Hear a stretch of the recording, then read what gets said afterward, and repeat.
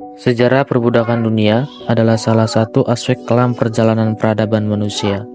Perbudakan telah ada sejak zaman kuno dan melibatkan penguasaan manusia atau manusia lain, di mana individu yang diperbudak kehilangan kebebasan serta terpaksa bekerja tanpa imbalan atau dengan imbalan minim di bawah kendali pemilik. Perbudakan pertama kali tercatat dalam sejarah di peradaban kuno, seperti Mesopotamia, Mesir, Yunani, dan Romawi.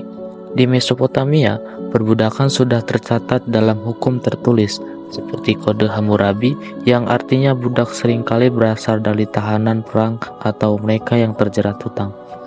Sedangkan di Mesir kuno, budak sering digunakan untuk pekerja fisik berat, seperti membangun piramida. Perbudakan tidak hanya berasal dari peradaban kuno saja. Pada abad ke-7, perbudakan juga berkembang di dunia Islam. Budak sering diperoleh melalui perdagangan atau perang, namun Islam memberikan beberapa hak kepada budak, seperti peluang untuk dibebaskan melalui pembelian atau hadiah. Di sisi lain, kebebasan adalah hak dasar yang memberikan ruang untuk berpikir, bertindak, dan bermimpi tanpa batas yang mengekang. Namun, kebebasan sejati tidak hanya berarti terlepas rantai yang mengikat, tetapi juga tanggung jawab untuk menjalani hidup dengan keberanian, kejujuran, dan penghormatan terhadap hak orang lain. Dalam beberapa sumber mengatakan, perbudakan adalah suatu kondisi di mana individu diperlakukan sebagai properti atau alat produksi, kehilangan kebebasan dan otonomi mereka, serta dipaksa untuk bekerja demi kepentingan orang lain tanpa penghargaan yang setara terhadap hak dan martabat sebagai manusia.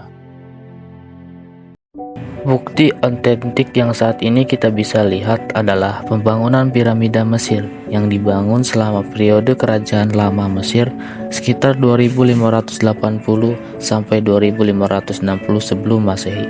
Hal ini diyakini oleh beberapa pakar sejarah.